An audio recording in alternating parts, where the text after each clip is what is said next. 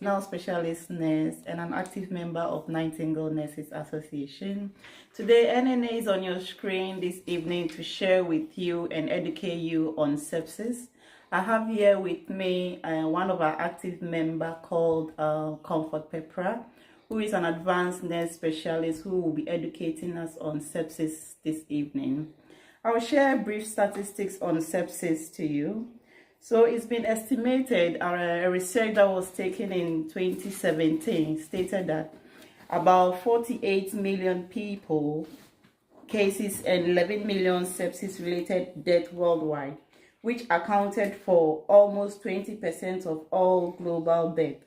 In UK alone, there is about 248,000 people affected by sepsis, with at least 448,000 people losing their lives in sepsis-related illness every year. This is more than breast cancer, bowel and prostate cancer combined together. We can see that sepsis is a big thing that we all have to be aware of. Also, healthcare-associated infections are one of the most frequent types of adverse events to occur during care delivery and affect hundreds of millions of patients worldwide every year. Once again, I will urge all NNA members to tune in and then share the link as well so that we can educate others who are also on the screen. I'm going to hand over to Sister Comfort Pepra, who will be educating us on sepsis. Welcome, Sister Comfort. Thank you, Sister Rose. Okay. Thank you, everybody, and welcome back today to come and we're all just gonna learn something about sepsis today. So we just go straight into it. Our learning outcomes today is what is sepsis, signs and symptoms of sepsis, what at all causes sepsis, key facts about sepsis, assessment tools such as news score to use to identify who is being affected with sepsis, surviving sepsis, and life after sepsis. So somebody will ask, what is sepsis? So in normal terms, when your body is being introduced with either bacterial or fungal infection, your body will try to fight over this infection itself. Most of the time, if you're healthy and you haven't got any underlying issue, this system is quite successful. But if you have underlying conditions and you have poor comorbidities, fighting this infection can give you some detrimental effect. And this is whereby your body will work so hard, and in the process of trying to get rid of the bacteria, it can affect, it will also affect against your cells and try to destroy some of the proteins that your body needs, and this can make this process work really bad to affect your immune system. And when this happens, you can become really poorly. And even as a result of this, your blood pressure can drop so dramatically, and this is called septic shock. And once this happens, this is going to damage your liver, it can damage your lungs, it can damage your kidney. And when this happens, that's when sadly we lose patients over sepsis. So signs and symptoms of sepsis. So major change is mental status.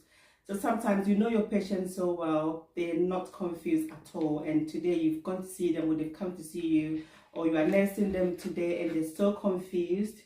They are breathing so fast and also shallow. They're sweating so much. It might be even be in winter that the heating is normal temperature, but they're really sweating.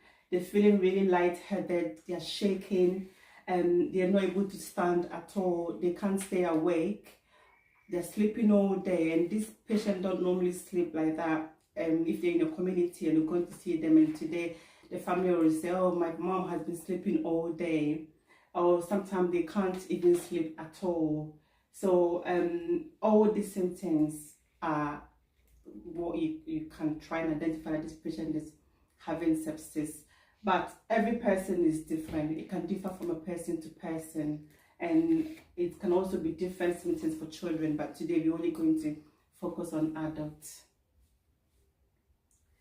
So somebody will ask, what at all causes sepsis? So any type of infection can cause sepsis. This can include bacterial, viral or fungal infections. And some patients are more at risk of developing sepsis than others. Patients with lungs conditions, with pneumonias, patients who have COPD, patients who have kidney problems, bladder problems, patients who usually have urosepsis, they always have a UTI.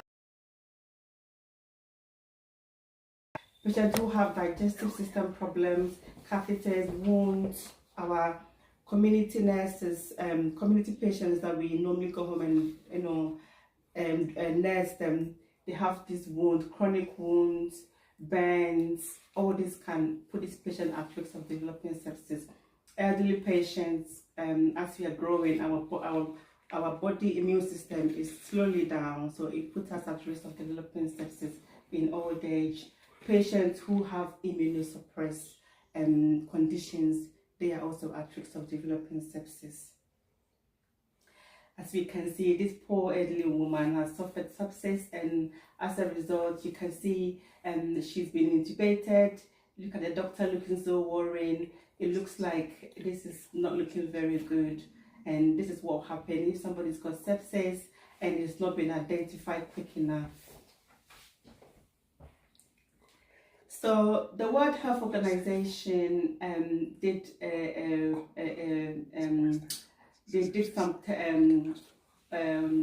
some publication in 2017, and as our sister mentioned earlier, so 48.9 million people suffered sepsis, and 11 out of these people died sadly worldwide, and this death counts 20% of overall death that happens around the world. So as we can see, this is quite a lot. And in UK here alone, 245,000 people are affected by sepsis every year, and 48,000 out of these people sadly lose their life. And if you compare it with breast cancer, bowel cancer, prostate cancer, even all of them combined together, they don't come anywhere near how many people died of sepsis. So it is quite a lot of people that dies sadly with sepsis. And most of the time you go to hospital with, minor illness, you go, because you are so unwell, you end up developing sepsis. And through this process, a lot of people lose their life. I mean, for my own patient that I was nursing, he went in for heart failure problems. Sadly, he went and contracted sepsis, and he couldn't make it home because his body system was so weak that it could not fight for sepsis. So this type of healthcare associated infections are very common, and it really affects patients, and they develop sepsis and they don't come back home. And it's not only UK that is happening, the whole world, that is also the case. So the Royal College of Physicians, they have developed this assessment too, and it's called the National Early Warning Score. I believe we are all familiar with these two. I mean, in acute settings, you will see it. In the community, you will see it. It's everywhere. GP centers everywhere, you will see it. And this tool was developed to detect and respond to clinical deterioration in patients, and it's a key element of patient safety and improving patient outcome. So if you are doing your patient observations, in my trust is you have to document the sepsis score. Even if it's 0, you put 0 there. So at workplace, you ask healthcare assistants to do observation. Always ask them what is a sepsis score, and make sure this is documented. And this is what it looks like, and I'm sure we're all familiar with it. So if you look at the physiological parameters and you come down to the respiratory rate, so if your patient is breathing less than 8, this will give them a sepsis score of 3. If their breathing is between 9 and 11, it will give them a 1. If their breathing is between 12 and 20, which is normal, and if their breathing is 21 to 24, you're going to score them 2. If their breathing is above 25, you're going to score them 3. Most of the time, once patient is sick, the first thing that is going to indicate will be their breathing. So it's very important that all your patients, you manually check their respiratory rate. I know it's very easy that you can just say, oh, this is a normal healthy adult, so you're going to give them 17 and 18. Try and make it a habit and read, count those breaths, see how the chest is rising up and down, and you document them appropriately. Now, if you come to the oxygen level check on the scale 1, so you can see there is scale 1 and there is scale 2. Scale 1 is for every adult, even including patients with COPD.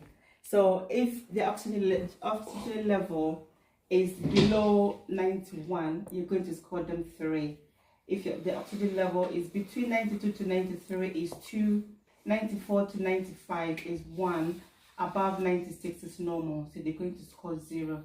So these parameters, even if they have COPD, you're going to use the same. Now, the scale 2 is for patients who have lungs problems, and these are severe lungs problems that they always retain CO2.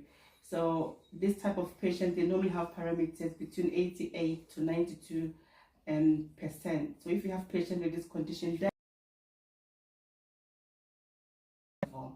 and then you can indicate whether it's room air or if they are on oxygen.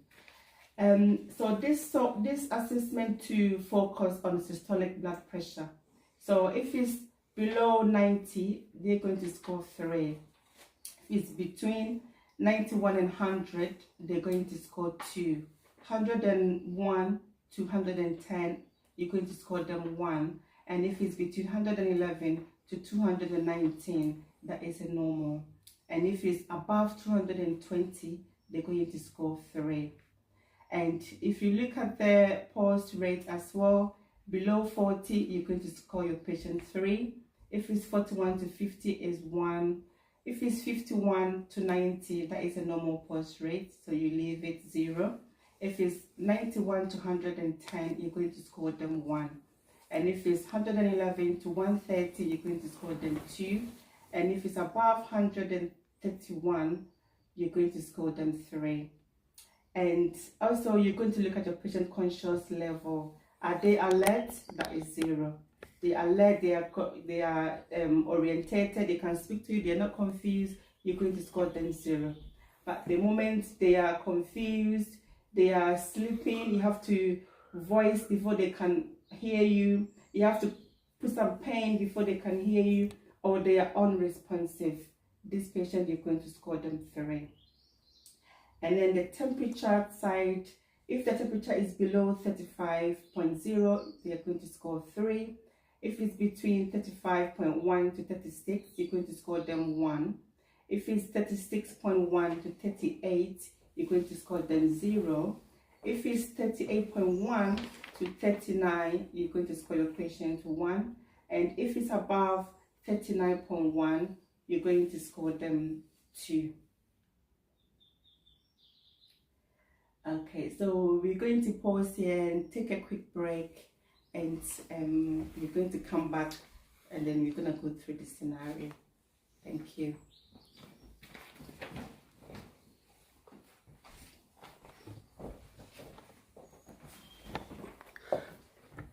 Hello everyone, I'm Rosemary Benson. I think most of you know me as Sobinua.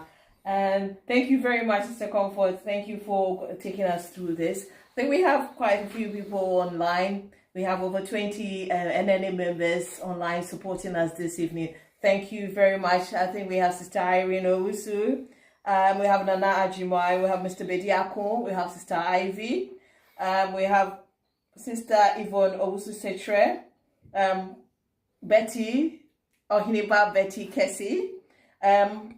We have Ajwa Esubontin, Comfort Arthur, Cynthia Opoku Anjo, Evelyn Entry, Patient Fojo, Mr. Emmanuel Bediakun, Ajwa Enim Boche, Maud Brown McLean, Juliana Insaki, Elizabeth Dodu, and I think we've got our dear sister Janet Apieje with us. Thank you all very much for joining us this evening. I think after a short break, we'll come back and we carry on with what our sister is got for us this evening. Okay. All right. So we're going to go through this scenario, and we are going to use the new score to try and calculate this patient's his new score. So this is Mr. X. He's 89 years old, gentleman. He's got background of COPD, right knee replacement, and he's type 2 diabetic. So this patient has come to you in your clinic. You're going to see them in their own home. This is a patient you have on the ward today. So this patient is presented with you, and this is their observations. Blood pressure is 95/47. The pulse rate is 110 beats per minute. They are saturated 92% on room air. Respiratory rate is 25, and their breathing is really shallow. You can see they're really struggling to breathe. And the temperature is 34.5 degrees. This patient is really confused, and you know them from before. This confusion is not an old symptoms. So now, what is their new score? So this is when you use the new score, and then you see where the readings are, and literally you just write in. If they score 2, you write 2. If they score 1, you write 1, and then at the end you total all together. And then if you do it correctly, you're going to go a new score of 13. So if the new score is 13, that is, if you look at where the red zone is, it says 7 or more, so that is high. So for patients that is presenting with all these symptoms, the new score is 13, therefore this is really high, and you need to act really, really fast. So if a patient score 1 to 4, the clinical risk is low. But as a clinician, you don't really just look at that. Somebody can have aggregate of 3 and they are really dying. Like I said before, some patient symptoms are it's not the same for everybody. Some patients will just have one thing wrong, but they are really dying. So you really have to watch your patient very well. So if they score 3, let's say for example, their breathing is 25, above 25, they have scored 3 there, and it's the patient that's not sick or normally well, and they're not smoking, but the smokers normally breathe higher, and they're not COPD that you say the oxygen is low, so they're trying to compromise, and this is a healthy adult and they're scoring 3 of their breathing. That is something that you have to concern about. If their blood pressure is 220 systolic, that is high. So that alone is calling out for sepsis. If they are confused and they're not responding to you, you need to concern about that. If their pulse rate is 131, that is really high. And they have scored 3 there. So you don't just say, oh, the 2 say is low, therefore you're just going to leave it like that. You need to act and also look at your patient's clinical presentation. Now, if the score is 5, every score is dangerous. So it says medium, but you still need to, the moment you have a little feeling that this is sepsis, don't joke with it. Just seek immediate help. It's best to get the help, and the help will come and will say, oh, patient is well than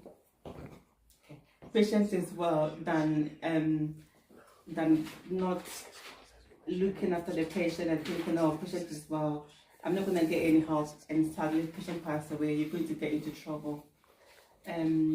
So yeah. Thank you, Sister Comfort. That's quite a thorough teaching there.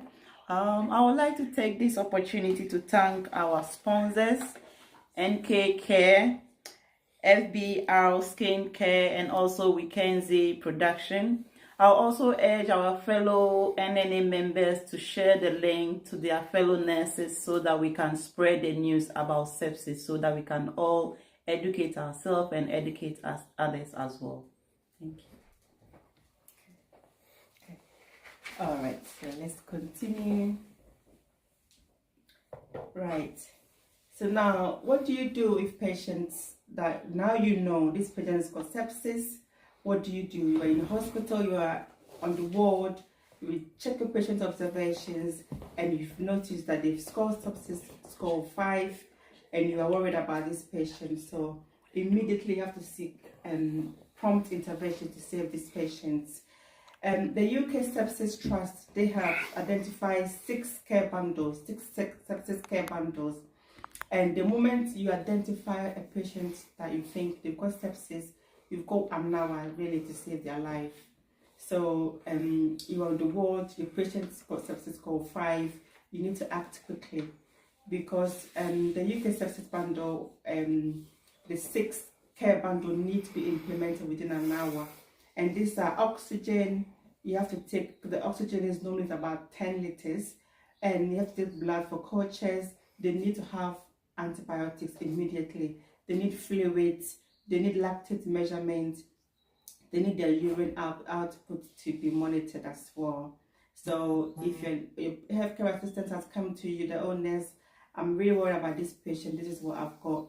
Get the doctor's attention immediately, and then treat these patients appropriately to avoid them getting into a septic shock, which can lead to death. So this is why you are in hospital. And if you're in a community, let's say you're a district nurse, you've gone to see a patient that you are worried about, this is not the time now to call your team leader and say, this patient I'm really worried about, what do I do? You've scored sepsis score 5 or 6 or even 4, and you're really worried, you have to call ambulance straight away. Call 9999.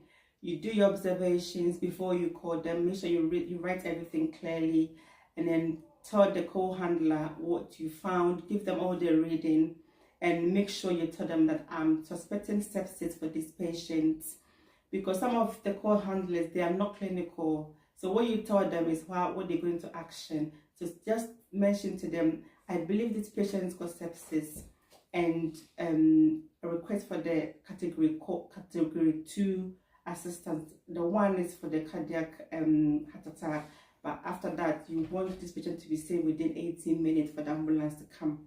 And while you are with the patient, make sure you check the observation at least every 15 minutes. And if any of the observations go down, let's say the oxygen was 92, now is in like 88, call the ambulance again, give them the reference number, and say this patient is deteriorating, the oxygen has gone down, I'm just letting you know. You have to communicate that with them and wait for the ambulance to come. When ambulance comes, they take the patient in, you go back to the office, you do your documentation promptly, and then you give your handover to your team, and make sure you call the patient next of kin and let them know what's going on. Right, so surviving sepsis. I mean, sepsis is a very, I would say, dangerous illness that can affect a human being, and some people sadly will not go back to how they used to be before. Some people will recover quickly, but sadly not everybody that will come back to their feet again. So it's around 40% that will have sepsis. They would suffer a long-term physical, cognitive, and psychological effect. So for most people, this effect will last just for a few weeks, but others, sadly, this can go on, and they can develop post-sepsis syndrome. So the Sepsis UK Trust, they have a lot of support around. I mean, on their website, they got a lot of support.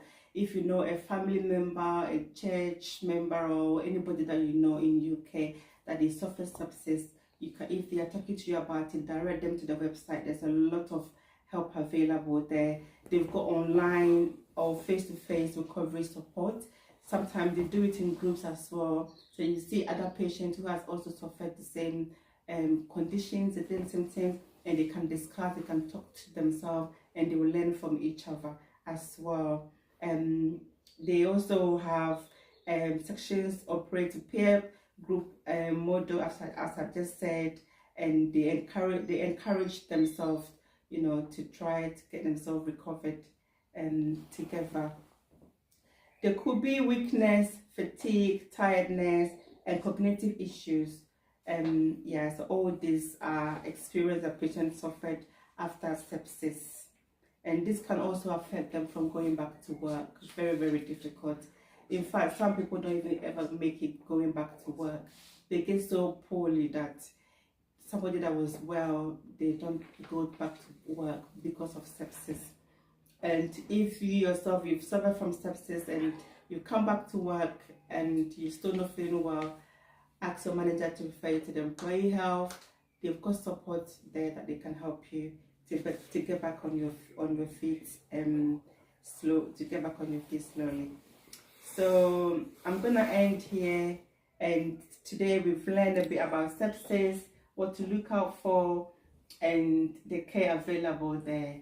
So I'm gonna stop here and then ask that if you have any questions, please you can type it on the chat room section, on the message section, and then we can answer them for you. Thank you very much.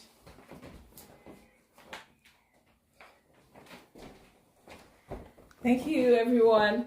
Thank you, Sister Comfort. I think I just quickly go through the list. A few names were here, but I'll just jump through a few of them just to make sure we've got everyone on the list.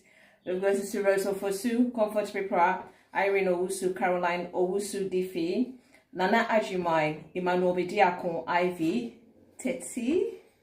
Sorry, Sister Ivy, if I don't pronounce your name very well.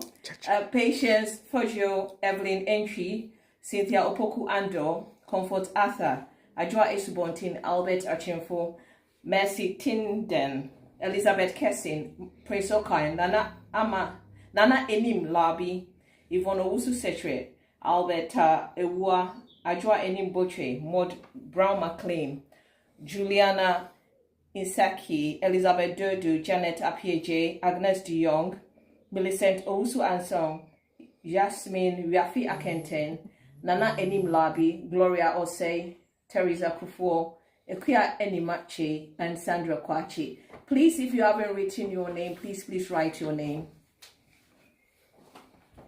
Thank you. Thank you so much, Sister Ohiniwa, for the list. There's been quite good attendance, which is good. We encourage you all to continue sharing the link.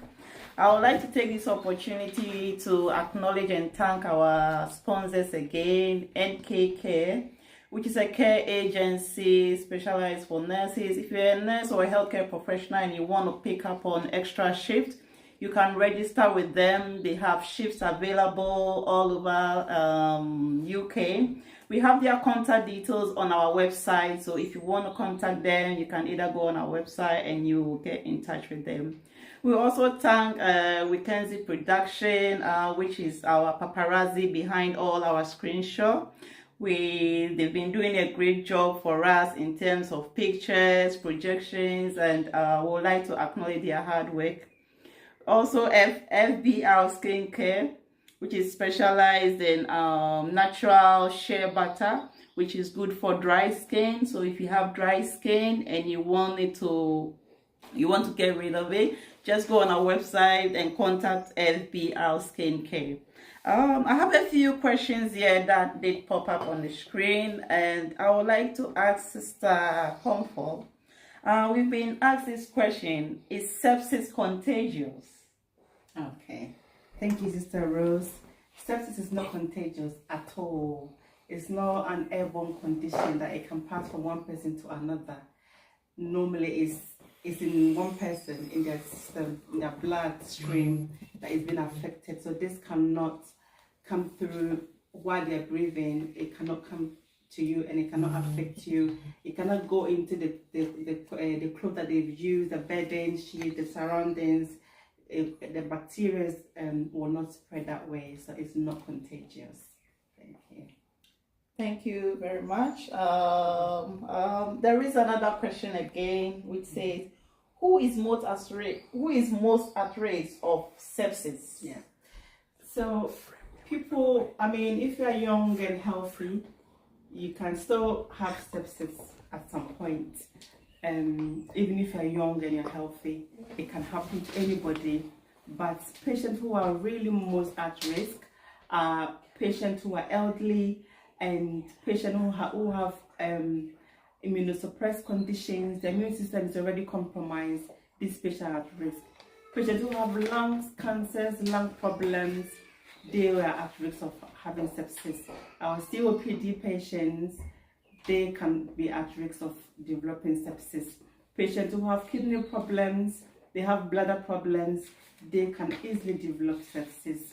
Our elderly patients, most of the time, the ladies that they are not, their personal hygiene is not maintained very well. They end up having UTIs so many times. This will put our patient at risk of developing sepsis. Sometimes you go there, they will tell you, oh, nurse, when I'm peeing, it's painful and all that. You do your urinalysis, take some blood quickly, check CRP, make sure this patient are looked after very well. It could be just a simple UTIs, but this could lead to sepsis, and that can be very difficult to treat. And if the treatment is not done promptly, Thank you very much, Sister Comfort, for the explanation. We have one more question. We say, can low temperature be a sign of sepsis? Yes, absolutely. So most of the time we look at high temperature over 38 and then you are already panicking. But some patients, they will have a very low temperature, but they are having sepsis. In fact, that could be the only symptom that they are having, low temperature, but they are having sepsis. I mean, I can give you an example of my own patients that a colleague went to see. This gentleman was fine. Every other observations were fine, but their temperature was 34. So she was so worried that she called ambulance for him. Ambulance came, she left, and this man declined to go to hospital. So my colleague called the following day to find out what's happening, and then when my colleague rang, the patient declined to go to hospital, and the ambulance left him there. And my colleague said, no, this patient is having sepsis, he needs to go in. And you can see somebody who's got sepsis, their mental state is not stable. So even if they previously have capacity, at this point we have the chance to literally bundle them to hospital. So they bundled this patient to hospital without his consent, and indeed he went to A&E. He suddenly passed away while he's in A&E awaiting treatment, because even though the only thing that was found was the temperature that was low, and that is called sepsis. It's not high for you to panic. You think, oh, they just cold, but that can be a sign. It can be indication that the patient is having sepsis.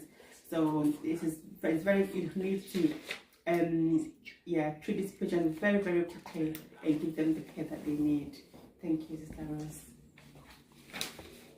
Thank you so much for the explanation. Thank you so much. It's been quite an enlightening session. I've learned a lot from it as well. I would like to also send a few reminders to our fellow NNA members. We all know that we have our upcoming boat party trip in May. Our deadline for payment is in March, ending of this March. Make sure you all make your payments. Party. It's once in a year, so let's all make the payment, come together, dine together, and enjoy ourselves. We also have our next meeting, which is in March, the last Saturday of this month, which is the 30th of March. We urge you all to come on board. Let's all share our ideas. We don't want you to come and say, oh, I don't know this is going on, because you miss out the meeting, because that's where we discuss most of our NNA projections, any discussions, it comes into this meeting. So don't miss out, so that you don't end up missing out on information. We also have our career progression, which is coming on in April, 27th of April. We have the flyer on our website. At the moment, we are about to close registration is still in progress, but hopefully we will be closing it soon. So if you want to partake in the career progression, please register and call chairman or myself if you want to partake in the career progression course. We also have our upcoming funeral for our sister Oheneba Betty Kesi, which is coming up this summer in June. We encourage you all to take note of this day and then come in. Let's support our sister. As we know, she's been an active member in NNA, and this is the time that we have to show her love by supporting her on that day. It's not just about us saying it, but we have to actually demonstrate the love to her by representing ourselves on that day in our uniform, and then whatever cost that we have for the funeral, Sister Betty NNA will take care of that. Thank you very much for tuning in, and I'll pass you on back to Sister Comfort. Okay. All right, so we're going to end here. We thank you all so much for tuning in today, and we hope that you've learned something today. Please, if you have any question, leave it on the comments section below, and we would look at it and we will respond it to you as well. Thank you so much for joining us today, and have a very good day. Thank you. Thank you all, NNA members, once again. A few more names have come and I've added it to it. Afra, I've made note of your comment. I've got it. Don't worry about it. And I have to say thank you to the team here this evening. Sister Comfort, thank you so much for your time.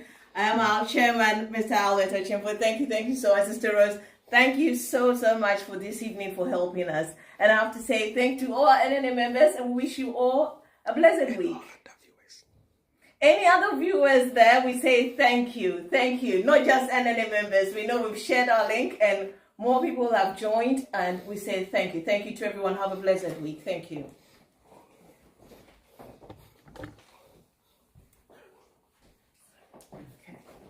Okay.